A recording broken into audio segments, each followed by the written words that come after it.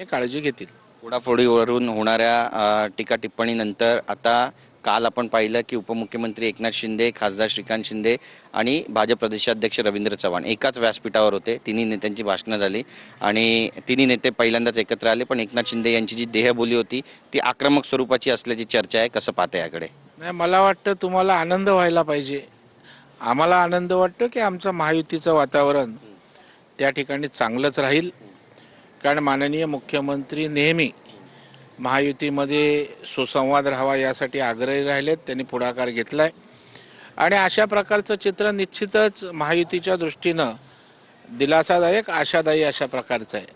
आता तुम्ही देहबोलीचे काय शॉट घेता मला माहीत नाही.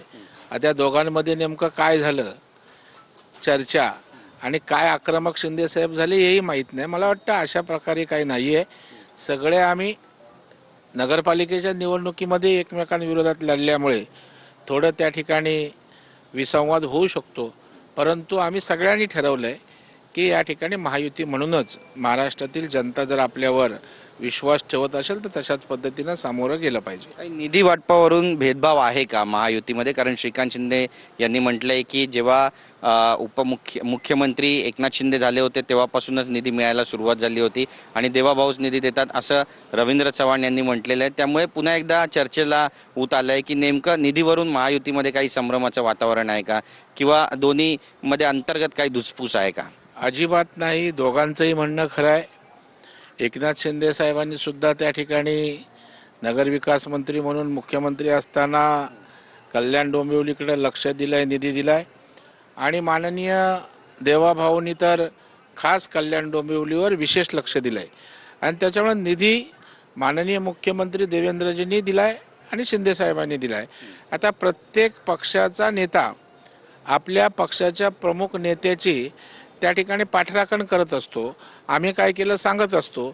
तशाच प्रकारचा प्रयत्न दोन्ही नेत्यांनी सांगण्याचा केलेला आहे, परंतु दोघांनीही कल्याण डोंबिवलीला निधी दिलेला आहे. नक्की श्रीकांत शिंदे म्हणतात की माझ्यासाठी ज्यांनी खड्डे खोदले त्यांचं काय झालं हे सगळ्यांनीच पाहिलेलं आहे.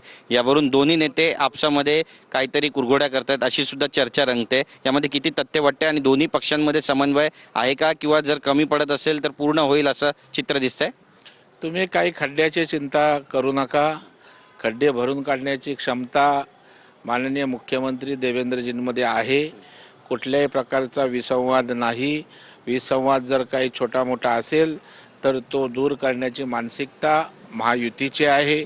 माननीय देवेंद्र फडणवीस साहेब या राज्याचे प्रमुख म्हणून, महायुतीचे प्रमुख म्हणून याची काळजी घेत आहेत आणि येणाऱ्या काळात ते चांगलं चित्र आपल्याला बघायला मिळेल. उदय सामंतांनी पण व्यासपीठावरून म्हटलंय की बाप तो बाप असतो. त्यामुळे कोकणाचा विकास झाला एकनाथ शिंदे यांच्यामुळे. कसं पाहता विधानांकडे?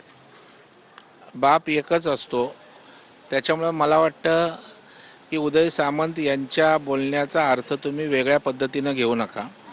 कोकणच्या विकासामध्ये एकनाथ शिंदेंचंही योगदान आहे अशा प्रकारचं त्यांचं म्हणणं आहे आणि राज्याचा प्रमुख म्हणून माननीय देवेंद्रजींनी तर कोकणसाठी विशेष असं लक्ष दिलेलं आहे.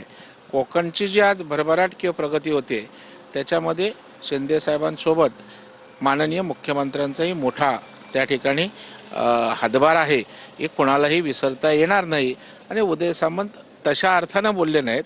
विकासाकरता शिंदेसाहेबांचंही त्या ठिकाणी योगदान आहे हे त्यांना सांगायचं होतं. तुम्ही पुनर्विकास प्राधिकरणाचे अध्यक्ष झाले आहेत आणि काल आपण पाहिलं की जिजामाता या ठिकाणी मुंबईमध्ये तुम्ही गेलात. त्या ठिकाणी जे उपोषण करते होते त्यांचं उपोषण सोडवलं. त्यांना तुम्ही आश्वासित सुद्धा केलं की या ठिकाणी विकास होईल. SRAचा तो संपूर्ण प्रकल्प होता आणि हा मुद्दा सुद्धा अधिवेशनामध्ये येणार आहे का आणि पुनर्विकासाचे मुद्दे सुद्धा अधिवेशनामध्ये गाजणार आहेत का? निश्चितच घर हा सर्वसामान्य माणसाच्या आयुष्यातला सर्व